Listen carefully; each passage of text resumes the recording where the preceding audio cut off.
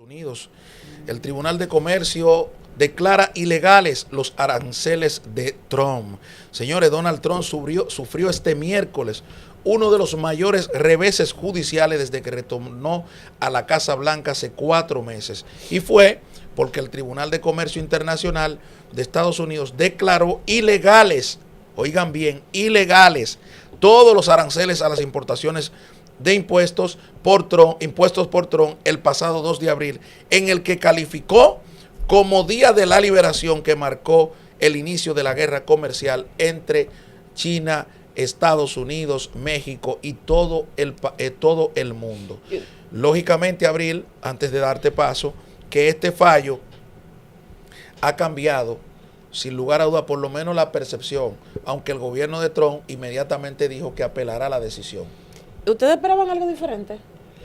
¿De qué? O sea, ¿del tribunal o de la Casa Blanca? En sentido general, Trump ha sido su modus operandi en el primer gobierno y en el segundo. Trump te da duro, asusta al mundo entero, somete una serie de cosas que son irrealizables, pero cumple con lo que prometió en su campaña, porque al final de la jornada, para el público que a él lo sigue, lo que va a importar es que él intentó cumplir con lo que prometió. Esos casos llegan a los tribunales o a los organismos que tienen que tomar las decisiones definitivas y generalmente o se le caen o se trivializan, no se consigue lo que él quiere, o cuando viene a ver lo que se consigue era lo que él realmente quería desde un principio, pero él te asusta con que te va a poner 100 para luego terminar en un 20, pero él quería el 20 desde un principio. Bueno, pero esa parte de que te asusta es un tanto temeraria de tu parte, y lo digo así porque en el caso de Donald Trump, él estableció un arancel para cada país. China con un 30%, México y Canadá con un 25%, y estamos hablando de una realidad que promueve la inestabilidad en los países y que promueve también la incursión en la economía de Estados Unidos y en la inversión propia de Estados Unidos. Él no hace eso a lo loco, ni hace eso para asustar. Yo no dije que lo hiciera a lo loco, yo dije que Trump tiene la costumbre, y eso es su política de choque, que así es que se le ha llamado, de decir que va a poner, no fue un 30, él dijo un 30 y terminó por encima de 100% en los aranceles, 125% con China, por ejemplo. Dice que va a poner un 125%, pero al final es lo que realmente quiere es un 30%. Pero eso es como cuando tú estás vendiendo algo y tú empiezas ese juego de decir que te lo venden 200 pesos para que la gente regatee y terminar en los 50 que tú quieres. Pero si tú dices 50 de un principio, la gente nada más te va a querer dar 15. No es la primera vez que él lo hace, porque estamos hablando como que fue ahora que él inventó esa estrategia comercial. Él lo ha hecho varias veces. ¿Cuál es el problema con ese tipo de estrategias? Es que crea inestabilidad económica. Aquí hubo problemas en los mercados de acciones, hubo muchísimos sectores que se retrotrajeron esperando a tomar decisiones. Amazon se vio en una situación difícil, Shein subió sus precios y la economía estadounidense termina creando desestabilización o estabilización en el mundo entero según las decisiones que se tomen. Pero tal y como le ha dicho muchas veces, su preocupación es Estados Unidos, no es el resto del mundo. Está claro que es un jugador de peso sobre la mesa. Y como tú dices, que crea inestabilidad. O estabilidad. Yo diría más bien que crea mucha incertidumbre ese juego. Yo diría más bien, porque ya estamos acostumbrados a eso. Y Trump creo que sabe jugar sus cartas, yo podría decir. Sí, pero ¿cuánto dinero se perdió en ese proceso? Yo lo que creo, o sea, yo estoy más o menos por la misma tesitura de Abril. Él está mostrando, o sea, que sus promesas de campaña él la está llevando a cabo, a pesar de que sabe que hay muchísimas cosas que no van a pasar. Esta es solamente una de ellas, de las tantas posiciones que él ha fijado, que al final, cuando llega a los tribunales, y más en Estados Unidos, eso mismo de las universidades, todo eso que las universidades y los demás han hecho. La nacionalidad, por ejemplo. O sea, hay muchas cosas que, por más que él la plantee, no van a pasar. Entonces, ¿qué él está haciendo? Él está haciendo, no sé si se podría llamar así, pero él está haciendo como el trabajo mediático. O sea, yo prometí esto es lo que estoy planteando, lo que yo prometí en campaña, pero al final no van a pasar. Queda bien con el electorado. Pero es que para tú quedar bien con un electorado, por ejemplo, y para tú cumplir una promesa de campaña, tú no tienes que caer en la ilegalidad. Y en eso es que se ha basado el Tribunal de Comercio cuando ha dicho que estas medidas arancelarias no han sido ya finalizadas o no son constitucionales porque no pasaron el sedazo del Congreso. Y así lo establece. Es decir, aquí se manifiesta otra vez el principio estructural y la división de los poderes en Estados Unidos. ¿Cuál? Poder legislativo, poder ejecutivo y poder judicial. Entonces, el poder legislativo era que tenía que darle la facultad, la autorización legal a Donald Trump para establecer una serie de pautas en cuanto a aranceles. Esta situación que hoy está viviendo Estados Unidos por una guerra, señores, una guerra de comercio, ese capitalismo salvaje, que Donald Trump, una de sus promesas de campaña era rescatar a esa potencia comercial que lo es desde su historia, Estados Unidos. Y que los últimos años se ha vuelto, señores, cuestionada porque hoy los asiáticos tienen mucho poder. Y Donald Trump decía en un momento, bueno, tú quieres fabricar carros, vamos a hacerlo aquí en Estados Unidos. Mercedes-Benz, hazlo aquí. Todos los carros en México. Y muchas medidas que con esta decisión del Tribunal Comercial Internacional de Estados Unidos, como dice nuestro compañero, que le dice, no, espérate, faltó el sedazo del Congreso y Donald Trump se extralimitó. Es una demostración fehaciente que en Estados Unidos sí existen instituciones fuertes, que no puede llegar un presidente, por más deseo que tenga de que Estados Unidos vuelva a renacer, no puede, señores, darle un golpe a las instituciones de ese país. Pero ¿por qué tú crees que él tiene meses diciendo que el Poder Judicial en Estados Unidos está permeado? Él tiene meses denunciando eso, porque él dice que el Poder Judicial no lo deja avanzar. ¿Cuántas veces ha sido sometido el tema de los migrantes en distintos tribunales a lo largo y ancho de los Estados Unidos? No son una, ni dos, ni tres, ni cuatro, ni se va a terminar ese proceso ahora. Él sabe que lo está haciendo mal. Porque él lo sabe y por eso es que él vive denunciando. O sea, esas denuncias no son casuales de que los tribunales, de que los jueces están en mi contra. Y no es la primera vez. Él dijo que le iba a cambiar el nombre al Golfo de México. O sea, él puede coger un golfo y cambiarle el nombre. Sabemos que no. Él dijo que iba a cambiar el hecho de que tú seas un nacional estadounidense solamente por nacer en territorio estadounidense. Él puede hacer eso. No puede hacerlo. Pero lo dice. Pero mira, yo creo que aquí lo que hay que ver esto desde el ámbito positivo, porque genera una reacción de alivio momentáneo, mediático para el Estado, para los países, porque ya él ha dicho, yo voy a recurrir esta decisión. Es decir, y todavía en los mercados globales, donde tú tienes una presencia masiva de interacciones que no dependen obligatoriamente del mercado local o de los mercados locales. Por ejemplo, aquí aumentaron estos aranceles, nos tocó el 10%. Ahora, explícame aquí lo que sube de precio, cuáles son los mecanismos para que baje. Eso no solo pasa aquí en la República Dominicana, pasa en todos los países de Latinoamérica, pasa en todos los países asiáticos. Es decir, estos aranceles han provocado un aumento significativo en los productos básicos del comercio que interactúa con Estados Unidos. Pero que no solamente fue en los productos básicos. Yo ahorita mencioné a Amazon y a Chain porque fue un escándalo para esas pero dos está bien, plataformas. En todos los productos. Ahora, ¿qué pasa? Una sentencia, una decisión del Tribunal de Comercio de los Estados Unidos dictada ayer no mejorará, es lo que yo quiero finalizar diciendo, no mejorará la parte que ya Trump buscó. ¿Y qué fue? Un disturbio en los mercados a favor de los Estados Unidos. ¿Por qué? Porque ¿cuál ha sido la reacción que han tomado empresas viendo esta situación? ¿Cuál ha sido la actitud? Bueno, espérate, nosotros tenemos que comenzar a repensar en la bolsa de valores, a repensar en el comercio interno y externo. México, por ejemplo, una de las pautas que él tiene para establecer los aranceles a Canadá y a México es algo loable hasta un punto de vista, que es la lucha contra el fentanilo, entre comillas. Entonces, ya México se comprometió a luchar contra el fentanilo. Ya México entregó a más de 40 narcotraficantes allí.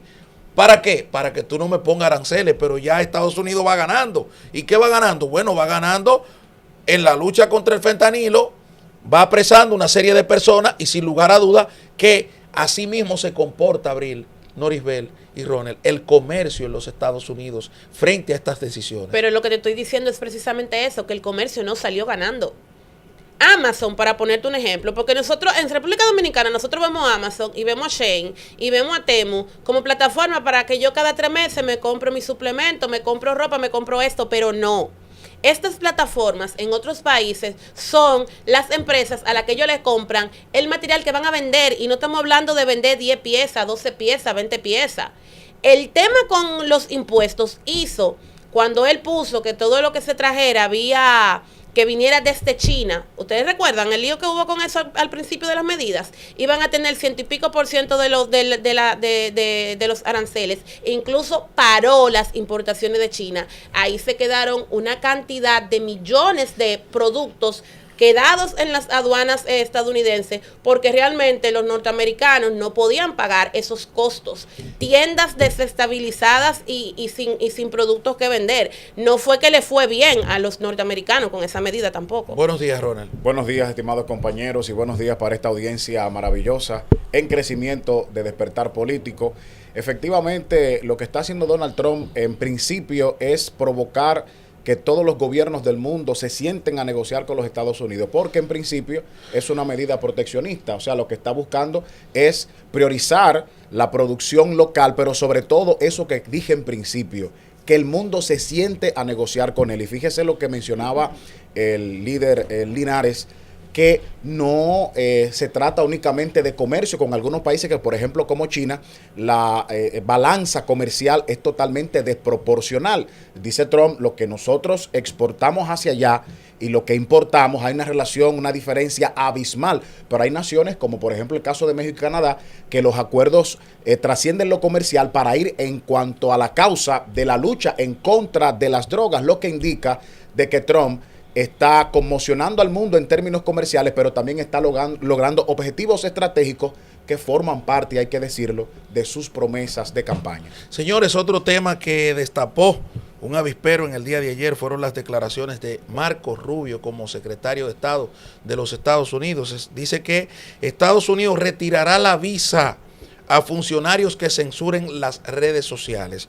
Y era tiempo de que llegara esto, principalmente a la República Dominicana, porque aquí el gobierno se ha caracterizado por censurar a los medios de comunicación, por censurar, por perseguir a la gente que no está de acuerdo con ellos.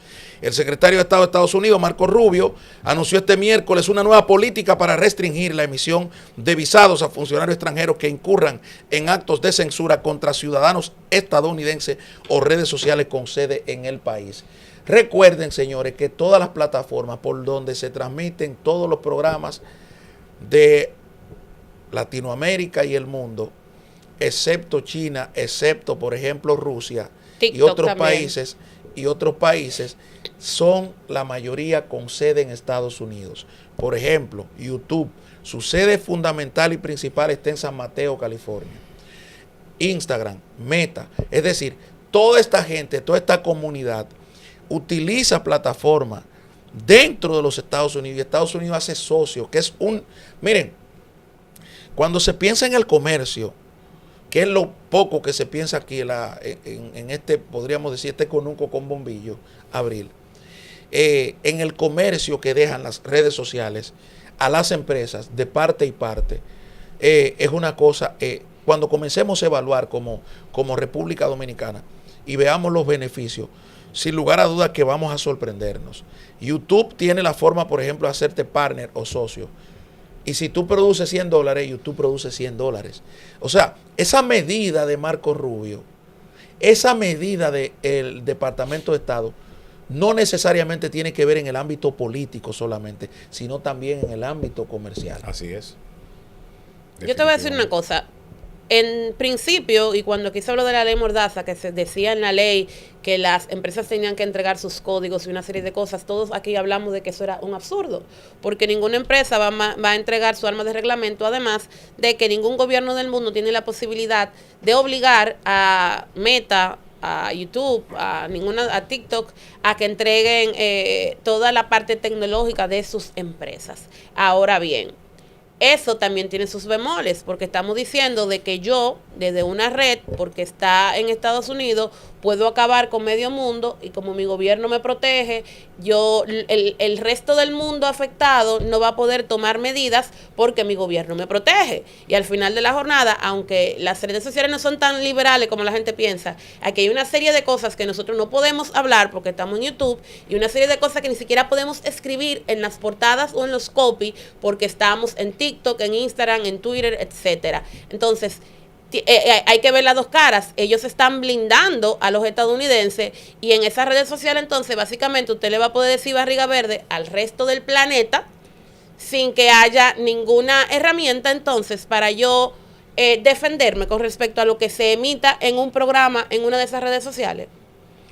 Hay que tener en cuenta de que es una administración de Donald Trump, que en un momento dado fue censurado, recuerden, de la antigua Twitter, que de hecho parte de lo que se destacó al inicio, como de las primeras medidas cuando Elon Musk compra la plataforma y hasta le cambia el nombre, fue desbloquear al entonces candidato republicano Donald Trump.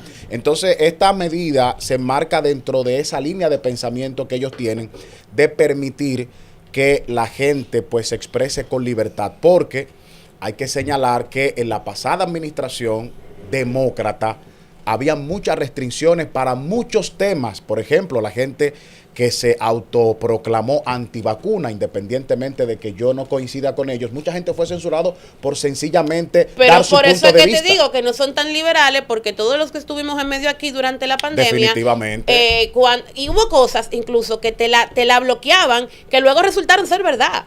El uso de la vitamina D, la forma de alimentación, hubo una serie de cosas que ahora es como un arma de reglamento médica, decirte a esto, a esto, a esto y a esto, pero cuando esa comunidad antivacuna empezó a decirnos que era eso lo que había que hacer, nos bloqueaban los comentarios. Yo no quiero irme a la parte solamente de Estados Unidos.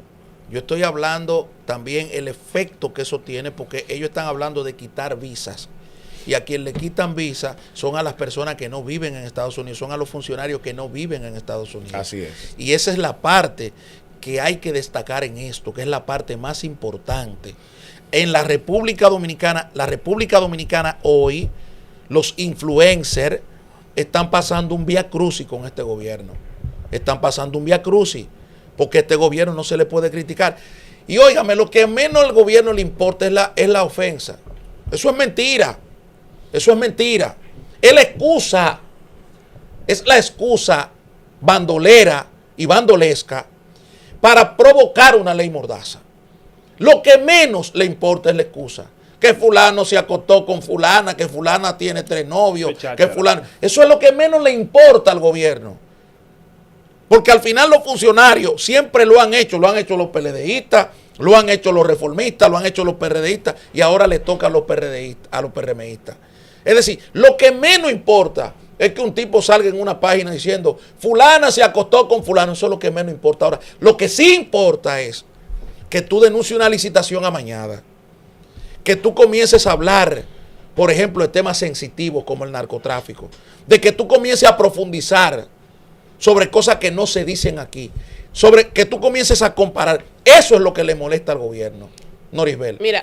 Sí, pero el problema radica, Linares, en que independientemente de que tú dices que no importa, al final sí importa, porque muchos de esos comunicadores son los que han traído a la palestra el hecho de dejar de comunicar las cosas que realmente importan para estar comunicando morbo y vagabundería.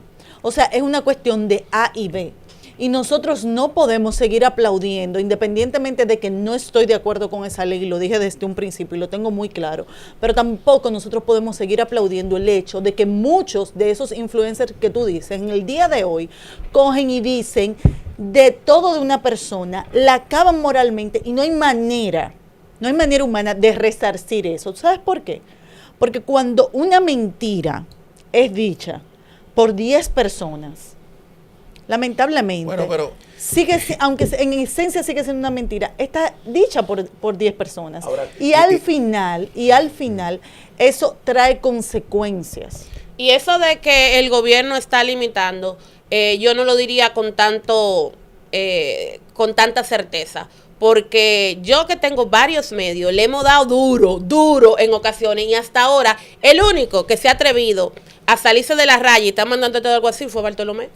Y nosotros le hemos dado duro en el pregonero. Señores, y se le ha dado duro en Alrededor del Cubierto con millones de views en comentarios, acabando con quién, por ejemplo, con el de Proconsumidor. Y a mí nunca nadie me llamó de Proconsumidor. Además, yo me lo encontré después y además me dijo, la verdad que tú eres dura, Abril. Y yo me le reí porque ¿qué iba a hacer? No, ahora nadie ha censurado a nadie. A mí no me han censurado. Bartolomé Pujal, y lo digo con nombre y apellido, fue el único que tuvo los chilanes de por una cosa que él hizo, y que todos sabemos que fue lo que él hizo, enviar un acto de alguacil al pregonero. Entonces yo no puedo decir que están censurando cuando nosotros publicamos noticias que han ofendido a funcionarios todos los días, que tú le ves la cara cuando te lo encuentras en la calle, que se ponen guapitos con uno, se puedan poner guapitos, están en su derecho, Abril, pero no me han mandado acto de alguacil, no puedo decir que me lo han mandado. Aquí hay todo un plan del gobierno central en censurar principalmente a la gente que está en las redes sociales porque no la controla. Desde el 2020 están en eso. Y qué bueno que llegue esta disposición del Departamento de Estado. Excelente que llegue. Porque eso le pone un freno a una banda delincuencial que quiera hacer eso. Eso le pone freno. Yo estoy de acuerdo con lo que dice Norisbel. La moral, esto, aquello, que el otro, bien. Pero por ese grupo no puede pagar todo el mundo. Aquí hay intelectuales en las redes sociales. Aquí hay gente dedicada en las redes sociales, porque no tiene libertad de los medios tradicionales, porque no tiene libertad de hacer cosas en las redes sociales. ¿Cómo tú le explicas a este país que un diputado envuelto en un escándalo, en el escándalo, por ejemplo, de Calamar, que el Ministerio Público tiene sendas investigaciones y sendos interrogatorios, que lo señalan a él como uno de los principales delincuentes de ese caso? ¿Cómo tú le explicas a este país que esa persona va a un tribunal y somete a un comunicador o somete a alguien, y el Ministerio Público, que tiene las dos querellas en la mano, que tiene un interrogatorio y que tiene esta, prefiere censurar por instrucciones del gobierno a esa persona? ¿Cómo tú le llamas eso? ¿Cómo tú le llamas eso? ¿O cómo se le llama eso? Qué bueno que tú has llegado. Pero ojo, señores, porque hay una cosa. Esta disposición, porque hay que tener también un ojo político sobre esto, ni siquiera le importa a mucha gente. Porque hay gente que no tiene visa, hay gente que no sale de un aeropuerto, hay gente que no pisa un aeropuerto, hay gente que no pisa otro país que no sea la República Dominicana. Por tanto, no le importa. Aquí hay muchos temerarios que van a seguir intentando eso, porque no le importa que Estados Unidos le quite la visa, porque a ellos no le importa, le da tres pitos. Esa es la palabra. Ahora, ¿qué es lo lamentable, Rafael Linares Guerrero, y a todos los seguidores de esta plataforma? Que este gobierno, los funcionarios, tengan un desconocimiento de la historia y de la democracia de este país. Yo le quiero pedir a nuestro director que me ponga unas imágenes, porque a mí me gusta la historia, pero este gobierno no sabe lo que ha costado esto. Hablar aquí y decir lo que nos dé la gana ha costado mucho, estimados PRMistas.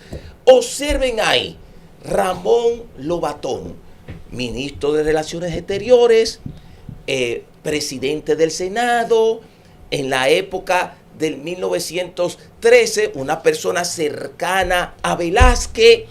Ahí ustedes están observando una carta de los insultos que existían en ese momento entre Ramón Lobatón y entre Emilio Tejera. Entonces, señores, estas situaciones políticas de cuestionamiento a funcionarios públicos a todo lo largo de nuestra historia siempre ha existido. No lo dice Giovanni Morillo. Ahí están las pruebas que en el 1913 no existían redes sociales, no existían medios tradicionales y los funcionarios se cuestionaban. Pero a mí me duele que este gobierno no entienda lo que es la democracia. A mí me duele que estos funcionarios palaciegos, señores, no quieran respetar que todo funcionario público está sujeto al escrutinio. Que si bien es cierto que hay que respetar la moral, que hay que respetar la dignidad, claro, estoy de acuerdo, como dice nuestra compañera y estimada Norisbel Uceta, pero señores, cuando hacemos un contrapeso de la democracia, lo más importante y el derecho fundamental que no puede ser conculcado es la libertad de expresión. Pero señores, aquí es se la decía, libertad de mira, expresión. para poner un ejemplo, Pero eso no es un derecho absoluto tampoco. aquí se decía de todo, Tiene aquí se decía de todo. O tengo que volverlo a explicar cómo aquí se le ofendía a Danilo Medina con el tema de las queridas. O sea, se nos olvidó esa parte. Sí, sí. ¿Y quiénes eran los que estaban montando ese? ¿Quiénes fueron los que montaron ese libelo? ¿Quiénes fueron los que montaron? Fueron los PRMistas. Pero yo tengo un evento que involucra al propio presidente de la República al presidente de la República, Luis Abinader, con un tema que tuvo Danilo Medina que juntarse con Luis para calmar a un periodista. ¿Y qué ha pasado con ese periodista? Está preso el periodista por todas las sandeces que dijo. No está gozando de un buen cargazo.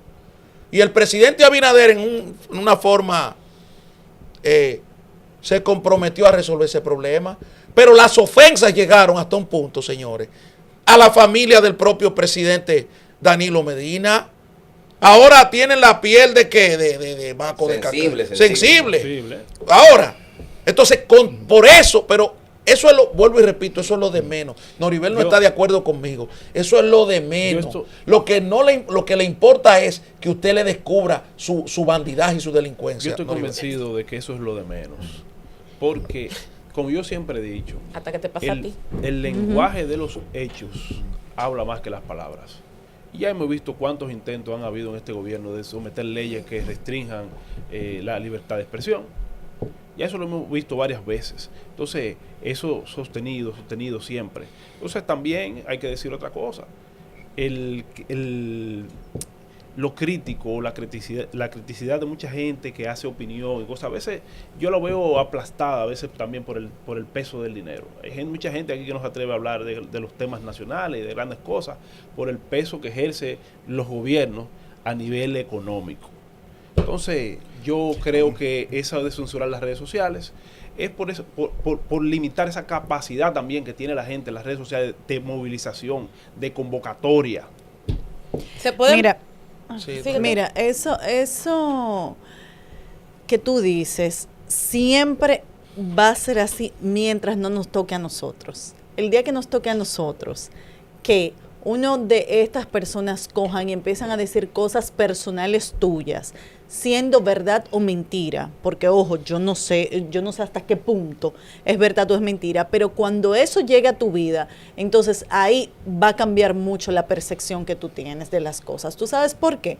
Porque lamentablemente en el plano profesional, tú puedes coger y atacar a cualquier funcionario y decir, hicieron esta licitación esta mañana, hicieron tal cosa, pero en el plano personal, cuando se van a lo personal contigo y acaban con tu moral, eso no hay manera humana de resarcirlo. Y vuelvo y repito, no estoy de acuerdo con que se censure la libertad de expresión, pero sí estoy de acuerdo con que lamentablemente todo tiene límites y aquí hay que empezar a poner límites. En el caso del señor Linares, que decía que en este gobierno hay mucha censura, la mayoría, y me excusa, la mayoría de demandas o querellas que yo veo que están interponiendo muchos funcionarios, la gran mayoría tienen que ver cuando se han ido al plano personal. Pero yo no estoy hablando de demanda, yo no estoy hablando de querella, yo estoy hablando del propósito del Congreso, del propósito del Poder Ejecutivo. Del fondo. De cuántas veces se ha mandado proyecto de ley mordaza en este gobierno. 3 veces. El último adefesio jurídico que han enviado al Congreso pone en manos del INACOM, un organismo que va a estar bajo la dependencia del Ministerio de Cultura, toda la opinión o toda la coordinación de la opinión pública que existe en el país. Yo dije la semana pasada que volvimos a Petán Trujillo. Volvimos a Petán Trujillo en su tiempo. Es a eso que yo me refiero. Y sí, aquí hay un grave problema, porque no le gusta que le digan la verdad. Yo no me estoy refiriendo a temas personales y particulares, porque llegaron acabando con todo el mundo, diciéndole ladrones a todo el mundo, diciéndole corrupto a todo el mundo. Llegaron ofendiendo a todo el mundo y ahora le molesta porque son peores, Son más ladrones que los que se fueron. Son más corruptos que los que se fueron. Son más narcotraficantes de los que se fueron. Y ese es el grave problema. Es que cuando tú le preguntas al Ayuntamiento del Distrito Nacional, pero venga acá, y era que usted no sabía que ese tipo era un narcotraficante, un delincuente. No, yo no lo sabía. La gente se tiene que cuestionar, la gente te tiene que cuestionar. Y eso lacera. Es que cuando usted le pregunta a Palacio, ven acá, ¿y qué hacía el presidente de la República con Fricolandia por ahí? ¿Qué hacía de que este tipo en turismo y cargando toneladas de cocaína para Estados Unidos? Ahí viene Estados Unidos, lo busca y lo extradita. Eso lacera. ¿O tú crees que Paliza se siente bien cuando se dice eso? ¿O tú crees que Ginette Burnigal se siente bien? ¿Y qué nos dijo Paliza en este país? ¿Y qué nos dijo Ginette Burnigal en este país? ¿Tú crees, por ejemplo, que cualquiera de esos tipos de Miguel Gutiérrez se siente bien? No se siente bien. ¿Tú crees que Pacheco se siente bien siendo presidente de la Cámara de Diputados cuando Maldonado cae preso? Su amigo. Él no sabía que su amigo estaba metido con el caso Falcón. Lacera. Entonces por eso es que quiere montar la ley. No es de que porque fulano dijo que fulana está acostado con fulano. Eso es mentira. Eso es lo de menos. A ellos no les importa eso, porque ellos gozan eso. Ellos gozan eso. Dice que fulano se acostó con esta, que fulana esto, que aquello. Eso es lo de menos. Pan y circo. Yo creo que también ha habido como cierta confusión en cuanto al término de plataformas digitales utilizado en el proyecto de ley. Porque en cuanto a lo que a mí concierne, en esas 29 páginas que tiene esa pieza, yo no encuentro las grandes restricciones que hay para las plataformas digitales. El problema es que aquí nosotros confundimos las grandes plataformas como YouTube, como Google, y entendemos que una plataforma es cualquier persona que tenga un programa y ya se constituye en una plataforma. Y realmente el proyecto en esa parte se queda corto. De hecho, si ustedes verifican ese proyecto de ley de libertad de expresión y medios audiovisuales, la penalidad que existía para la difamación e injuria o que existe en la actual ley de libertad de expresión y libertad de expresión y difusión del pensamiento, no están las sanciones. No. Se relegó a la parte penal. Yo sé que los delitos de opinión en el mundo entero está habiendo cierta tolerancia con eso, pero esa ley tiene cosas que hay que analizarlas porque pueden ser positivas. En el caso, por ejemplo, Linares, mire, hay un principio de lo que usted está reafirmando ahora, de lo que realmente molesta cuando se cuestiona más allá de lo personal, que eso tiene, estoy ahí con Norisbel, pero también cuando se cuestiona la gestión del funcionario público del dinero del pueblo. Claro. Y es un principio que establece esa misma pieza que se llama tolerancia a la crítica, que le exhorta a los funcionarios públicos al entendimiento de que ellos están más expuestos y que deben ser menos reactivos. Pero siempre, esa parte positiva. Siempre, porque el funcionario público, Ronald, es un funcionario, es un tipo que maneja fondos públicos. Está cuestionamiento, claro. Pero no, aquí se ha cambiado eso. Y ese principio está en la ley y no se destaca. Perdón, o sea, la ley mismo le dice al funcionario, ustedes tienen que ser más tolerantes a la crítica. Es que esa ley, al momento de poner al INACON, ahí sí hay algo que analizar. No, pero es que hay muchos poderes. De hecho, Linares, yo creo que ahí con el INACON, con ese gran poder que se le ha dado, se corre el riesgo de dos cosas, que son dos extremos. O que pase como la Comisión de Espectáculo Público, que no pueda hacer nada en el fondo, o que se extralimite y entonces sí termine restringiendo la libertad de expresión. Son los dos extremos. Que lo que quieren es extralimitar. Señores, hasta un beneficio, hasta un botín de guerra lleva esa ley de por medio. ¿Y cuál es el botín de guerra? O que el que está proponiendo esto, el Nanfi Rodríguez, será el director del INACON. ¿Y tú crees que en la mano es Robertico Salcedo, ministro de Cultura? ¿Tú crees que en la mano de ese señor, de Robertico Salcedo, es que tiene que estar la condición de la opinión pública en este país, según una ley? ¿Tú crees que es el Luis Abinader que tiene que estar la opinión pública aquí? Que no se califica penal, pero sí pecuniariamente. ¿Cuántos salarios mínimos lleva la ley? Y sus pensiones. Tú aguantas una condena de unos salarios mínimos, trabajando periodismo, trabajando en tu plataforma con una camarita. Abril lo hace. No. Tú lo haces, tú lo aguantas. Aquí lo que se ha cometido es abuso. Un instrumento político. Esa ley, y qué bueno que llegue así. Y hay que exponerlo a todo lo que está en esa comisión y todo. Porque oye una cosa, ya para finalizar. Si tú trabajas con una plataforma puntual, una plataforma grande, YouTube, Instagram, lo que sea.